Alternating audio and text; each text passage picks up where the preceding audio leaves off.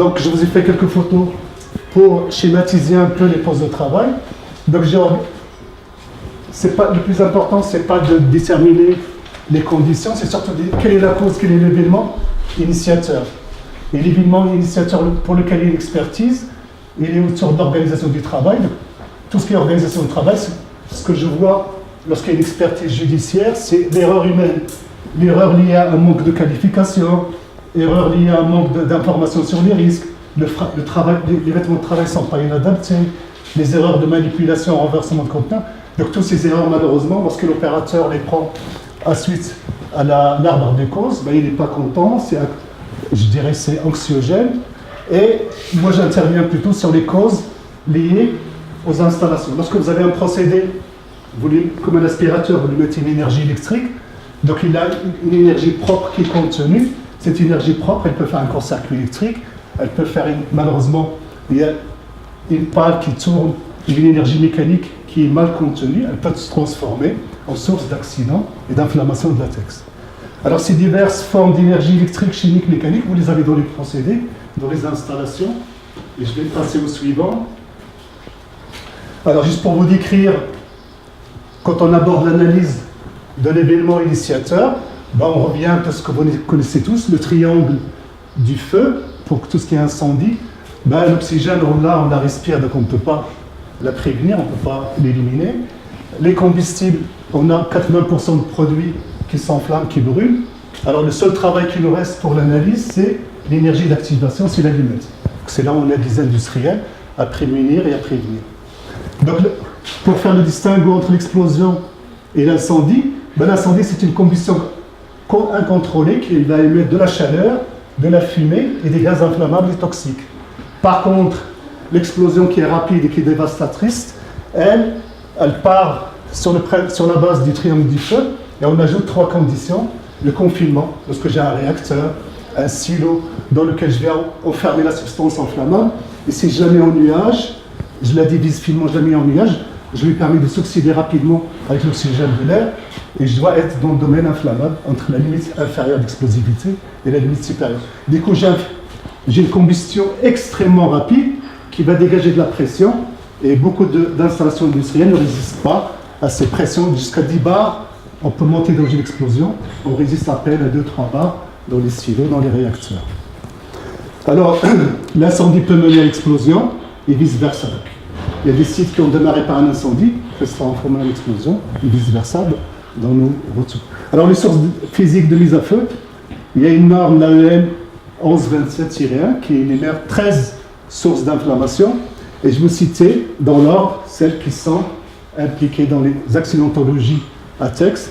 Alors, tout ce qui est étincelle mécanique, c'est le frottement, c'est la pale qui tourne, c'est des axes défaut de maintenance ou défaut tout simplement de panne.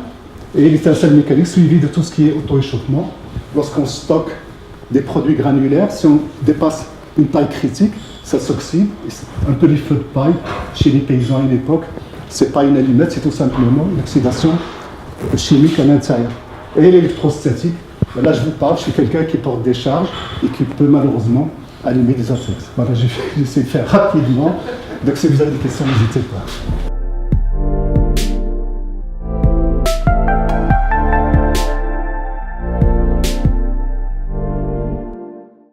Alors le risque électrique comprend le risque de contact, alors direct ou non, avec une pièce nue sous tension. Les conséquences sont l'électrisation et l'électrocution. Alors une petite différence entre l'électrisation et l'électrocution.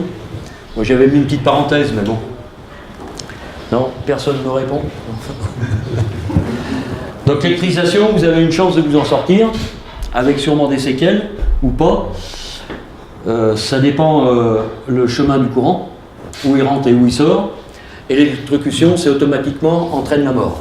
Voilà. C'était un peu la particularité. Alors c'est pas bien marrant, mais bon. On a parlé d'explosion. Donc le risque, après on a le risque de court-circuit, qui lui va entraîner l'arc électrique. Et cet arc électrique, bien sûr, les conséquences sont l'incendie et l'explosion. Voilà. D'où l'intérêt d'avoir des EPI qu'il soit bien protégé. J'ai vu qu'il y avait un Korsk tout à l'heure là-bas en haut. Oui. Hein, on n'a pas rebondi, on aurait pu l'amener là, mais bon. Voilà, un qui va nous protéger, qui va protéger l'opérateur sur la face et sur la prochaine. Donc pourquoi sur la face et sur les oreillettes maintenant, hein, puisqu'on a modifié encore certaines choses. Moi, quand j'ai commencé, on avait uniquement un Korsk et des lunettes.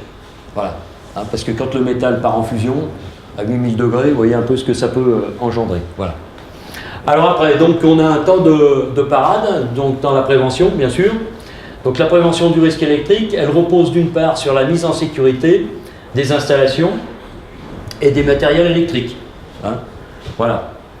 Donc les matériels électriques, il faut qu'ils soient fiables et qu'ils puissent, supporter des intensités et des tensions. Voilà. Et d'autre part, donc sur le respect des règles, parce que vous savez bien qu'on a des règles. Vous n'êtes pas sans ignorer qu'on a des règles. Si on n'avait pas de règles de sécurité, ça serait une catastrophe. Donc lors de l'utilisation ou lors d'opérations sur ou à proximité des installations électriques, donc on a ce qu'on appelle un carnet de prescription qui est réservé, qui est propre à Enedis, mais qui découle de la C18510. Donc les préventions risques, on appelle ça le CPPRE, prévention du risque électrique, et la 18510 pour une population d'électriciens extérieurs Enedis. Donc tous les électriciens, même les électriciens qui interviennent chez vous, doivent avoir une habilitation et sont régis par ce carnet de prescription. Voilà. Alors après, les travaux Enedis, qu'est-ce qu'on réalise? On réalise les travaux se font sous tension ou hors tension. Donc sous tension sous certaines conditions, avec bien sûr les EPI. Alors pour la basse tension, la basse tension, c'est ce qui arrive chez vous. On a ce type de pays pour travailler sous tension. Hein, ce sont des gants en composite. Voilà. Et on a aussi les équipes TST HTA qui travaillent sur le 20 000 volts. Et sous tension. Hein, voilà. Je ne rentre pas trop dans le détail. Il y a 4 méthodes de travail, mais je ne vais pas rentrer trop dans le détail. Voilà. Par rapport à ça, donc, on a donc des sites et des lieux d'intervention. Donc quand on peut travailler en haut d'un support, on peut travailler donc, principalement en aérien, en souterrain, dans les postes confinés, les postes immeubles, les postes d'épée, où vous en voyez certains. Vous voyez pas mal de tailles aussi dessus. Bon, bref, ça c'était un peu l'aparté. Voilà, donc si vous ne savez pas ce que c'est. Donc dans les colonnes montantes, alors j'insiste pourquoi, j'avais rajouté les colonnes montantes. Donc les colonnes montantes, c'est les cages d'immeubles. Hein. Donc dans les cages d'immeubles, on a ce qu'on appelle les colonnes montantes, où on vient distribuer de chaque côté les appartements, électricité. Voilà. Alors, je fais succinct, hein, on ne va pas rentrer dans le détail. Voilà. Donc par rapport à ces lieux d'intervention, il nous faut des bagages à outils, hein, il faut emmener nos outils pour travailler, et donc en conséquence, il faut de la bagagerie adaptée. Alors pour travailler sous tension ou hors tension, il y a aussi des habilitations. On ne va pas rentrer trop dans le détail, mais et chaque fois qu'on travaille hors tension et sous tension sur du réseau, on demande un accès. C'est quelqu'un qui va nous délivrer un accès. Ça s'appelle un chargé d'exploitation. Voilà. Bon, on ne va pas rentrer trop dans les détails, mais sachez que les gens n'interviennent pas sur le réseau n'importe comment. Voilà. Après derrière, donc dans le cas des travaux testés, une vigilance accrue est donc portée à la formation donc, de tous nos agents, aussi au matériel isolant et hybride. Alors isolé, on a un exemple ici. Voilà, donc ces matériaux sont isolés à 1000 volts. Ça c'est pour bien sûr travailler sous tension, sur la basse tension bien sûr. Et ces outils font foi d'une fiche technique qui est délivrée par la CEREC. La CEREC, c'est un organisme qui vient tester les outils et qui fait les essais diélectriques. Voilà. Et chaque outil, vous voyez un peu, on avait imagé un peu de chaque côté, voilà, à sa fiche. Donc ces outils, il faut qu'ils soient protégés. Voilà. Donc ces fiches rappellent, donc la CEREC est ici, hein, c'est l'organisme qui fait les essais. Ces fiches rappellent la nécessité de l'intégrité de la partie isolante, c'est ce que je vous expliquais, de cet outillage, d'où la nécessité de disposer d'une bagagerie adaptée Donc compartimenté, c'est ce que vous avez là devant. Et donc voilà, compartimenté type cartouchière. Alors, je voulais simplement juste vous faire voir quelque chose, parce qu'on a développé en partenariat, et ça vient d'une innovation de chez nous, dans des agents et des 10, donc ce qu'on appelle les agents de petite intervention, qui interviennent dans les colonnes montantes en immeuble. Donc on a appelé ça la sacoche cuisse, et on l'a développé en partenariat avec les outils Océan, ce qui permet d'emmener ce qu'on appelle une VAT, une vérification d'absence de tension. C'est un appareil comme ça, c'est un appareil de mesure, mais bon, peu importe. Voilà, une VAT qui est à peu près de ce modèle, ce calibre. Voilà. Une pince à plomber, des plombs, voilà, qui sont ici. Voilà, une pince, un tournevis, et qui va permettre d'intervenir dans l'ensemble de la colonne en montant les escaliers, parce qu'on va pas prendre, on peut prendre l'ascenseur aussi également, mais bon, voilà, si on intervient à tous les étages, donc de pouvoir mettre tout ce matériel dans la sacoche. Donc elle se met autour de la ceinture, de la taille, pardon, et elle se verrouille sur la. C'est pour ça qu'on l'a appelée sacoche cuisse. Elle se verrouille sur la cuisse. Voilà. Voilà un des développements. Après on peut. Bon, je vais laisser faire un peu Madame Leroy, mais ça par contre c'est super important. Donc on a développé, parce que quand j'ai démarré, on avait un sac à peu près similaire, mais on le portait quoi. Alors c'est tout bête, c'est vrai que c'est venu aussi dans la bagagerie de voyage, mais c'est tout bête, mais là on peut mettre des bottes, un casque, nos vêtements, les gants, le tapis, donc on peut mettre l'ensemble de nos EPI, et il y a des équipes qui changent souvent de véhicule, donc ça permet d'emmener l'ensemble, c'est un petit vestiaire en gros, c'est un petit vestiaire qu'on va promener, et ça a été aussi réalisé les premiers avec outils Océan. Voilà. Donc ça permet d'emporter que le nécessaire et ça favorise le respect des consignes de sécurité. Alors la deuxième chose, c'est que ça protège le matériel et les hommes. C'est adapté à l'environnement, donc par rapport, nous on a beaucoup de bagages qui sont prévus pour des travaux extérieurs, donc on a une forte résistance, l'imperméabilité, les agressions, alors elles vont être aussi bien, ça résiste aux hydrocarbures, on va imaginer un sac à dos en milieu pétrolier, voilà, Enedis a besoin de spécificité, on le fait aussi, c'est-à-dire qu'on travaille des toiles anti-feu. Ça peut aussi rentrer dans le cahier des charges des clients. Ouais. Donc avec des portages qui sont adaptés, c'est-à-dire que si vous étiez dans l'atelier de tout à l'heure en ergonomie, la poignée, la bandoulière tête-épaule, le dos, la roulette. Alors la roulette, attention, une roulette, un sac à roulettes qui va être demandé pour rouler sur du ballast à la SNCF, on n'est pas bon. Donc après, il faut à nous d'aller chercher les informations et de demander l'usage pour pouvoir être le meilleur conseil en fait. C'est là tout le secret de la réussite d'un bagage en fait. Donc après, les aménagements, donc là M. Fructus nous en a parlé très bien, et l'idée c'est, je range, je peux vérifier par l'organisation que j'ai tout mon matériel, j'emmène le nécessaire, c'est-à-dire la sacoche cuisse pour les petites interventions ou des plus gros bagages pour les interventions plus spécifiques. Et puis je prends, je pioche, j'ai pas de problème pour attraper le matériel. C'est facile, c'est fluide et le plus important, c'est sécurisé puisqu'on a un gousset pour tous les appareils de sécurité, pour tous les outils de sécurité. C'est-à-dire qu'on ne va jamais trouver normalement des outils TST-BT en vrac dans un sac. Le jour où on trouve ça, c'est vrai que s'il y a une commission de sécurité qui passe, c'est comme au foot, il y a carton rouge. Donc là, on est sur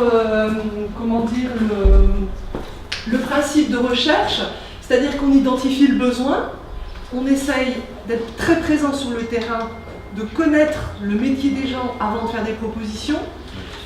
On élabore un cahier des charges avec le terrain, avec les préventeurs. Donc là, toutes les caractéristiques sont prises pour arriver à trouver les contraintes, l'environnement, l'aménagement, le portage, etc. Ensuite, il y a une phase étude prototype. Donc on construit des nouveaux produits où on part d'un existant et on aménage, parce qu'on n'est pas toujours obligé de refaire le monde, il y a des choses qui existent, et ces choses existantes peuvent aussi être porteurs de solutions. Donc après les prototypages, on va avoir la finalisation, mise en fabrication. Et chose importante, c'est que quand même, bleu, blanc, rouge, on est tricolore, hein, on est français, fabricant français, garantie, SAV, c'est-à-dire qu'on ne va pas vendre et s'arrêter. C'est-à-dire qu'Outils Océan est quand même très fidèle à ses clients pour arriver à avoir une continuité derrière et continuer à faire évoluer les produits. Et pour donner un exemple type, c'est ce produit-là qui est sorti. Donc ça, c'est un produit très historique qui a démarré en Bretagne avec certaines demandes. Bon, pourquoi en Bretagne? Parce que la proximité est quand même plus facile, donc on s'est appuyé sur des équipes ici, de chez Enedis toujours. Et on a conçu un sac à dos qui permet de ranger les gants isolants, le tapis isolant, le casque, le matériel avec de l'aménagement individuel. Et ensuite, le sac a évolué, c'est-à-dire qu'on s'est rendu compte qu'il y avait des aménagements qui devaient être modifiés. Donc le sac a évolué dans son portage, dans son confort, donc voilà, on a toujours des aménagements et le confort a été revu, le portage a évolué, les fonds ont été renforcés et tout ça c'est la vie du produit qui a fait cette évolution et ce suivi de vie terrain en fait. Hein. Et ensuite, donc là, on a dans l'ensemble, j'ai pris quelques exemples. Donc le sac à dos de chez Enedis, donc qui a répondu à leur cahier des charges qui avait été posé en fait pour porter, rassembler, ranger individuellement les outils. Il faut savoir que chez Enedis, c'est 12 à 20 interventions par jour. 6 voire 7 jours sur 7 selon les équipes. Donc il fallait quelque chose de costaud. Ensuite, l'histoire, donc c'était le partenariat. Hein.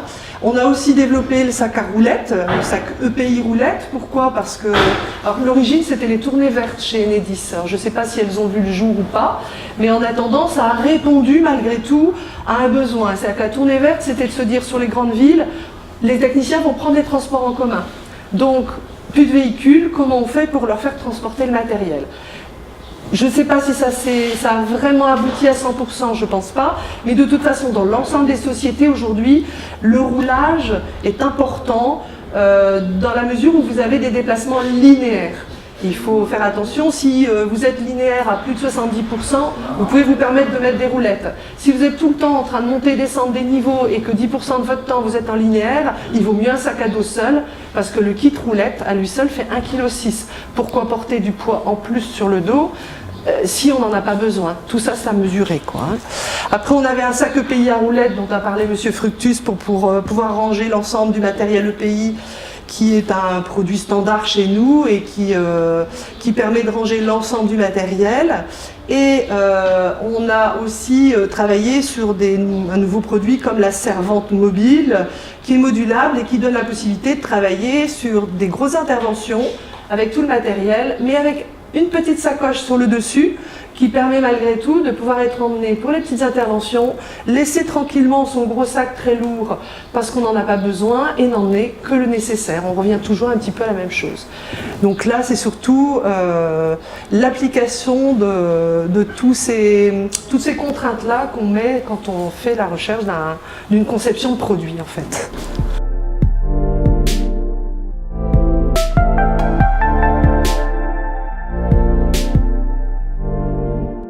Je m'appelle Anne-Sophie, j'ai effectivement inventé un nouvel équipement de sécurité et de survie du nom de Bapso.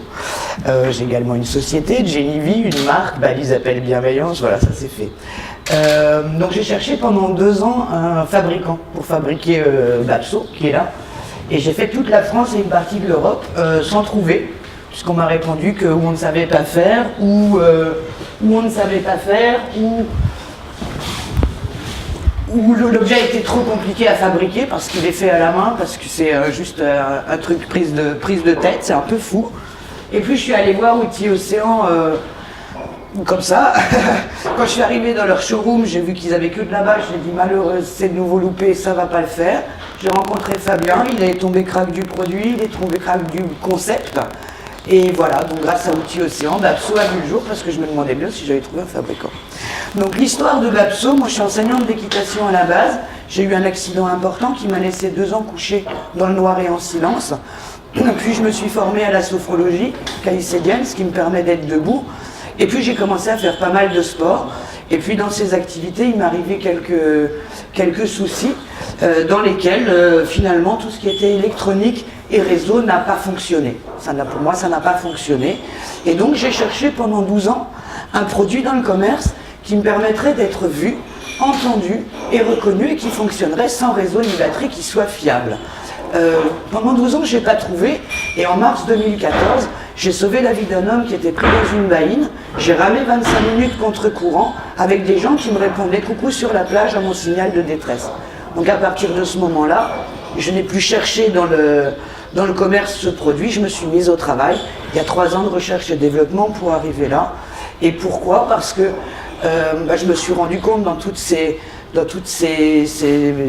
aventures, dans toutes ces expériences, que vraiment il me manquait du matériel pour être vu, entendu et reconnu.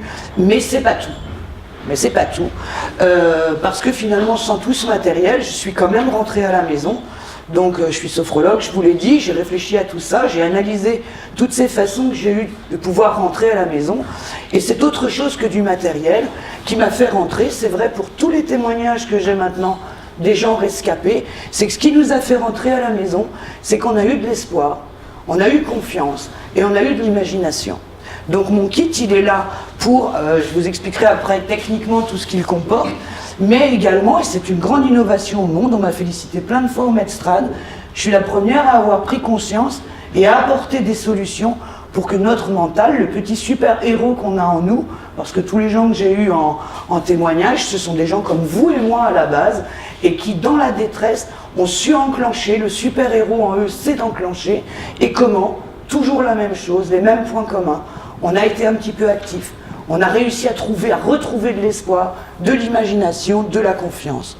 Donc voilà, si j'ai pas Bapso, par exemple là c'est très adapté à l'eau, mais c'est vrai partout, donc un accident m'arrive, là j'arrive dans une parenthèse. Cette parenthèse, eh bien on ne peut pas savoir qui on va être dans cette parenthèse, parce qu'on ne peut pas se tester. Voilà, quand il va vous arriver un accident, vous allez découvrir une autre facette de vous. Vous la découvrirez à ce moment-là si ça vous arrive. Dans cette parenthèse, le temps est très long. C'est-à-dire que là, on se dit j'ai 10 minutes, j'ai une semaine, j'ai un mois, là en détresse. Donc le ton rouge-orange, c'est la sécurité. Là, j'arrive dans la survie. Dans la survie, dans la parenthèse de l'accident, il n'y a pas besoin d'être dans l'Himalaya ou d'être au grand large. Moi, la première fois que j'en ai eu besoin, j'étais 30 mètres sous la route en Corse. Ah ouais, j'étais pas vu, j'étais pas entendu, mon téléphone, ça a explosé pendant la gamelle. Bah, si j'étais pas 2, si on n'avait pas été 2, je mourrais là. Voilà. Donc il n'y a pas besoin d'être loin. Donc dans cette parenthèse-là, le temps est long, il va falloir vraiment occuper le mental de façon positive parce que la vie maintenant, elle se tient avec 1 seconde. Et ce que vous allez mettre comme pensée dans cette seconde va déterminer si vous serez là la seconde suivante ou non. Et vraiment, je dis depuis le début, 1 seconde de gagner quand vous êtes dans cette situation-là, c'est vraiment une victoire sur la situation. Ça va jouer de seconde en seconde. Je ne sais pas si vous avez déjà essayé de patienter, vous attendez quelqu'un, patienter positivement, j'en connais pas qui y arrive. J'en connais pas. On a tous des trucs qui viennent dans la tête, et pourquoi il n'est pas là, et pourquoi moi je suis là à l'heure, et si vous faites ça, là, dans cette parenthèse-là, vous n'allez pas durer longtemps. On ne va pas durer longtemps. Il faut réussir à s'accrocher. Donc c'est pour ça que j'ai fait ce kit, qui est donc autant une présence fiable pour le mental, qu'une présence matérielle. Là, je le porte au poignet, mais je peux l'avoir à la cheville, je peux l'avoir enroulé à plat sur un harnais, sur une ceinture, sur un harnais. Cet équipement va aussi bien en mer qu'en montagne parce que je vais partout et que j'avais besoin d'un équipement que je puisse emmener partout. Il est réutilisable, il est polyvalent, il est léger. Donc par exemple, je l'ai ici. Par exemple, si je fais du bateau, je suis là. Je ne sais pas s'il y a beaucoup plus rapide au monde pour l'homme conscient tomber à la mer ou la femme consciente tomber à la mer. pour être visible. Là, avec ça, vous êtes déjà visible des secondes et des secondes et des secondes et des mètres et des mètres et des mètres. Donc si vous savez, si vous ne savez pas, si vous faites du bateau, quelqu'un tombe à la mer, qu'il est Bapso ou pas, quelqu'un l'a vu, il ne le quitte plus, il le montre du doigt, ce doigt ne quitte plus la personne à la mer. On ne le quitte plus. La personne qui l'a vu le fixe et plus jamais jusqu'à ce qu'on l'ait récupéré n'enlèvera son doigt de la direction de la personne à la mer. Imaginez maintenant, sans et avec. Ouais, pas pareil. Ouais. Donc là, on en est là. Et ça chauffe le machin. Et donc voilà, maintenant, bon, j'ai fait ça, maintenant, quoi, je vais sortir tout le kit. Et tout le kit, toutes les matières en tissu orange et grise que vous voyez sont des matières techniques normées haute visibilité 20471. Donc la flamme, elle est visible des deux côtés, elle est flottante. Elle comporte 78 cm de rétro-réfléchissant utile. Pourquoi utile? Parce que souvent on en a sur les gilets de sauvetage, sur nos vestes de montagne, etc. Mais nos vêtements sont souvent sous l'eau, sous la neige, sous le sable, sous les feuilles. Donc utile parce que je peux extraire ma valise et dire je suis là. Voilà, là on peut le voir. Ensuite, il y a 2 tubes de lumière qui vont chacun nous apporter 10 heures de lumière que je peux utiliser ensemble. Ça veut dire que je suis un peu sonné, je sais pas trop, comme le mât il est souple et rigide, à l'endroit du mât, des tubes, pardon, je vais plier mon mât et là je vais avoir les 2 tubes qui vont se mettre en fonction, 10 heures de lumière. Message de la Marine nationale, vous êtes de nuit, vous avez Bapso, vous entendez les secours, mais vous ne les voyez pas. Vous oubliez 1 ou 2 tubes, c'est 2. Là, vous mettez toutes les chances, vous cassez les 2 tubes, vous prenez la drisse et vous tournez au-dessus de vous. Vous irez voir sur le site bab.bzh si vous le souhaitez. Et donc, ces 2 tubes vont créer un halo de lumière au-dessus de vous qui va permettre de faciliter les recherches. Donc, ensuite, une bande à effet miroir qui va permettre, toujours sur le site, vous verrez, de renvoyer des lumières. On a fait les images avec Gilles, d'ailleurs. Les bandes d'identification médicale et personnelle, donc pour informer les gens qui je suis, groupe sanguin, numéro de contact en cas d'urgence, est-ce que j'ai des allergies, des caractéristiques. Message d'un médecin de la Marine nationale, si nous avons un traitement, nous le marquons dessus. Ensuite, on va trouver une drisse d'1,50 m de long pour 150 kg de résistance à la traction. Moi, je suis sorti d'un ravin de montagne avec mon lacet de godasse. Donc j'ai dit sur l'objet que je cherche, j'ai besoin d'une corde, de quelque chose qui va me permettre de sortir de ce ravin ou de me relier à quelqu'un ou de me réparer. 150 kg de résistance à la traction. Là, moi, j'ai fait un nœud de chaîne parce que quand je l'ai au poignet, bah, je préfère pas avoir 1,50 m de drisse dans les pattes. J'ai fait ça. Mais il suffit que j'enlève mon petit sifflet de cette place-là parce que le jour où je suis en train de faire ça, je suis surtout... Rappelons-nous, dans cette parenthèse, et donc là, il va falloir que je gagne du temps. Il n'est pas question que ça se passe très vite et que ce soit automatique, il va falloir que je sois active dans ma détresse. Voilà, là j'ai confiance, maintenant j'ai 1,50 m de drisse, je peux faire des choses avec. Ensuite, ce qu'on va trouver dessus, c'est un sifflet. Je suis obligé de vous faire écouter, sinon vous allez croire que c'est un jouet, et c'est pas le cas. Là on y va tranquille, on est en salle. On l'a testé avec la SNSM et la sécurité civile. Le médecin urgentiste qui a été mis à l'eau, il était à l'eau, puis au bout d'un quart d'heure, il a sifflé, on l'avait complètement oublié, le gars. On ne pouvait pas bouger. On ne pouvait pas bouger parce qu'on était sur un entraînement d'hélitreuillage avec l'hélicoptère, et avec le bateau, on était à la bonne place. Donc c'est le gars qui a dû revenir. Et au bout d'un quart d'heure, il a sifflé, on était... Ah. Donc voilà, on l'attendait plus le coup de sifflet, mais on l'a bien entendu. Donc qu'est-ce qui se passe d'autre? J'ai eu un accident. Souvent, il n'est pas rare que j'ai essayé de me raccrocher, de m'agripper, je me tords un doigt, je me casse un doigt. En tous les cas, ça fait mal. La douleur coûte cher en énergie. Là, je parle de survie, mais autant le faire tout de suite. Par exemple, je me suis cassé un de ces 2 doigts. Je vais les placer dans la partie concave du mât. Donc, il y a une partie convexe et une partie concave. Dans la partie concave, je vais placer mes doigts cassés. Je suis toujours autonome, vous avez remarqué. J'ai encore besoin de personne.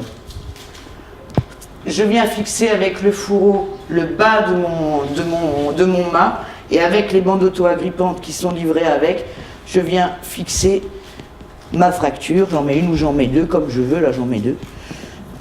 Hop. J'en mets 0. J'en mets 2. Voilà, j'en mets 2. Donc, j'ai stabilisé mes doigts fracturés. Donc, je conserve mon énergie, j'ai moins mal, et je récupère 3 doigts valides. Que vous dire d'autre? L'objet, il est adaptable à peu près à toutes les tailles. Je vais vous montrer comment. Donc j'ai conçu Bapso pour être une présence tout de suite dès le départ, j'ai besoin simplement de signaler ma détresse, où que je sois, parce que finalement, quoi qu'il arrive, que je sois dans l'Himalaya, au bord de la route ou quoi, si je veux être secouru, il faut que quelqu'un comprenne que je suis en détresse. Il faut qu'il comprenne, et puis il faut qu'il me voie, et voilà. Donc c'est vraiment prévu, je suis juste en petit souci, mais j'ai quand même besoin d'aide. Voilà, j'ai déjà ce qu'il faut. Je suis dans un cas de survie, c'est beaucoup plus grave. Je suis encore là, avec en plus le côté psychologique. Quelqu'un en a eu besoin, malheureusement, il n'a pas voulu que je le filme. C'est un triathlète qui a été pris dans une baie inociée, qui en est sorti parce qu'il a eu confiance. En fait, il s'est dit, je sais que si vraiment j'arrive plus à ramer, j'ai Bapso, il me suffira de déplier Bapso et on va comprendre. Il n'a pas eu besoin parce qu'il a eu confiance. Tout de suite, cette notion de confiance est arrivée là. C'est le premier témoignage que j'ai. Malheureusement, il ne veut pas être filmé.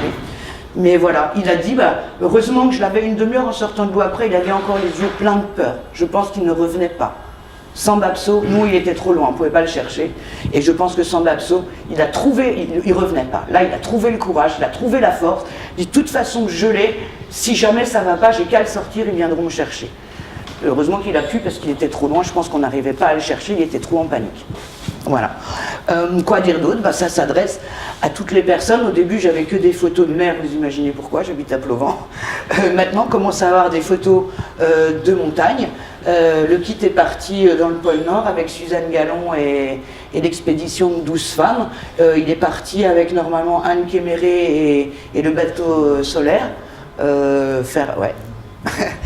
Voilà, donc il va aussi bien en mer qu'en montagne, et aujourd'hui je travaille avec la moyenne montagne qui sont complètement craques du produit aussi.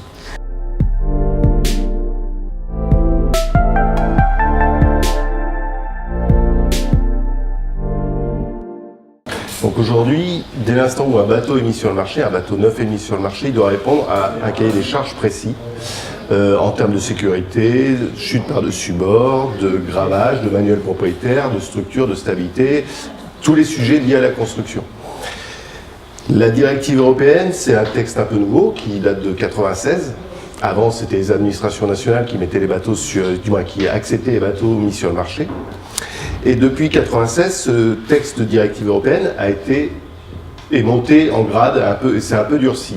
Et la chute par-dessus bord et la remontée à bord, dans le premier texte, la remontée à bord était simplement oubliée. Dans le deuxième texte, elle a été un peu évoquée. Et dans le troisième texte, il a été imposé que la remontée à bord soit permise d'une personne seule, sans aide, depuis l'eau.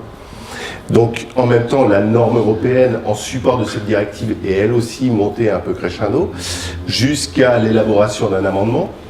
Et pour que les produits, les échelles les échelles de bain, à l'époque on appelait ça des échelles de bain, mais les échelles qui permettaient à quelqu'un depuis l'eau de remonter à bord d'un bateau puissent être utilisables par une personne seule et sans aide.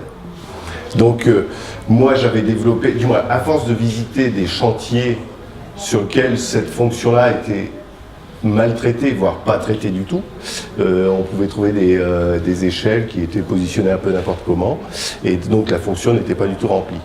Donc voilà, c'est quelque chose que j'avais un peu travaillé, un peu réfléchi, et j'avais pas mal de solutions.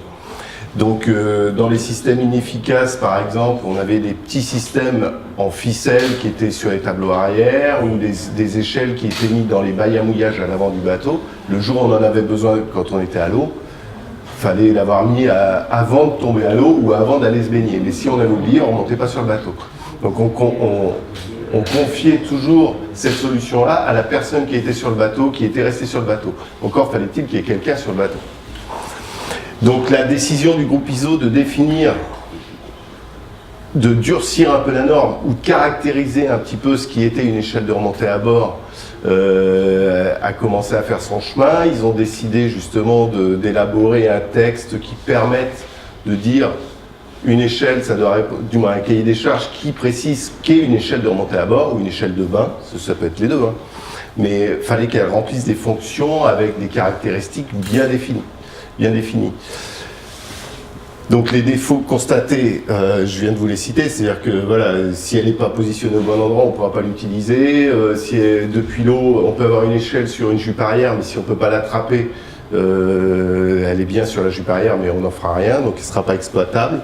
Et souvent, une personne seule ne pouvait pas remonter parce que l'échelle était soit trop courte, soit mal positionnée, donc c'était simplement une fonction qui était en place sur le bateau, parce que c'était imposé, mais ça répondait à aucune logique et à aucune fonctionnalité. Donc, ouais, merci. Donc j'ai réalisé moi de mon côté les prototypes, parce que en discutant avec les chantiers, je leur disais mais la solution c'est que vous vous trompez de positionnement d'échelle, vous n'avez pas identifié la bonne problématique. Donc j'avais engagé des discussions avec des BE de chantier, sauf que eux, leur souhait c'est de vendre des bateaux, et le côté négatif, c'est le risque qui est lié à l'usage. C'était quelque chose qu'ils n'avaient pas forcément à l'esprit, et la réglementation ne leur imposait pas à l'époque d'avoir un système vraiment fonctionnel. Donc j'ai développé des prototypes, je me suis rapproché d'industriels, mais c'est difficile quand on est particulier d'aller voir un industriel en lui disant voilà j'ai un produit, est-ce que tu sais le faire? Comme Anne-Sophie, exactement la même problématique. À chaque fois le discours, on est entendu, l'argumentaire est entendu, mais soit c'est mal traduit, soit le savoir-faire n'est pas en face. Donc je commençais à baisser un peu les bras, jusqu'au jour où je suis tombé sur internet sur l'échelle de remontée, la Magic Main, l'échelle de remontée dans les mains. Et là je me suis dit, voilà, c'est exactement ça, on arrive à monter en Lunama, mais on n'arrive même pas à monter aujourd'hui sur un bateau. Donc le rapprochement s'est fait un peu naturellement, même pas un peu plus qu'un peu. Et donc j'ai rencontré Outils Océan avec des prototypes que j'ai honte de vous montrer, mais que j'ai amenés quand même.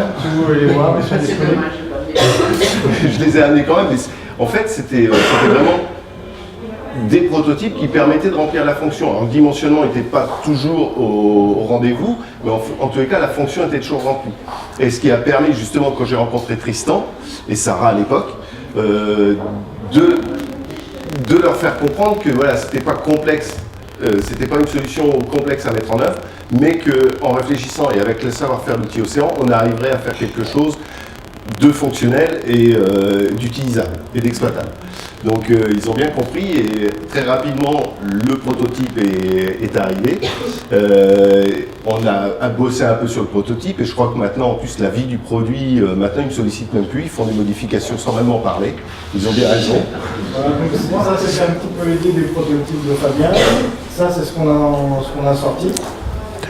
Voilà, Sur les bateaux. le prototype au départ, donc moi je n'avais pas cette compétence rangement souple, donc moi j'avais fait en tant que marin un système inox avec une échelle rigide à l'intérieur de la boîte inox. Et simplement le produit, la différence avec les autres échelles, c'est que là on le fixe sur un garde-corps, donc en haut du bateau, au niveau du pont du bateau. Ces garde-corps là sont dimensionnés pour supporter à peu près 1,2 tonnes. Donc une personne, même équipée de vêtements de mer mouillés, pourra remonter sans normalement flamber les balcons, sans faire flamber les balcons. Et donc voilà, mon idée de départ, c'était vraiment cette accroche-là en inox. Et après, voilà, Outils Océan a réussi à faire un contenant avec un système d'échelle qui est un peu plus évolué que le mien au départ, parce que moi c'était des ficelles dans du pultruné. Et eux, ils ont réussi à faire un système ensemble, du moins hyper résistant, parce que... Dans le même état d'esprit que l'échelle pour... Voilà. Et donc les évolutions produits maintenant que développe Outils Océan, c'est plutôt en lien avec les retours clients, je crois. Hein. Surtout avec l'amendement. Avec l'amendement, voilà, l'amendement, on a parlé de normes et d'écriture de normes. Donc il y a une norme qui est en gestation depuis 3 ans, qui doit définir aujourd'hui le cahier des charges d'une échelle. Sauf que pour qu'une norme ISO soit harmonisée, il faut qu'il y ait consensus. Et alors ça, la filière, elle est très très longue. Et donc là, ça fait 3 ans qu'ils sont en train de se dire oui, non, on valide ou on valide pas. Donc au gros, aujourd'hui, une échelle, c'est un peu ce que vous voulez. Sauf qu'il y a le corps du texte de la directive qui dit que le moyen de remonter à bord doit être accessible depuis une personne seule à la mer. Donc en gros, la norme, nous, on s'en affranchit complètement. Oui. On n'en a pas de nécessité, simplement l'échelle, elle répond déjà à une norme qui va être votée, on l'espère, prochainement. Après, c'est comme par exemple avec Enedis, où on a des chantiers navals de grande réputation aussi, que ce soit française ou allemande ou d'autres pays, qui ont pris le concept de notre échelle et qui nous ont fait aussi évoluer avec eux par rapport à leurs idées et leurs besoins. Donc du coup, c'est aussi pour ça que notre échelle, de ce système-là, aujourd'hui, on est passé sur un tout nouveau système, et qui reste le même.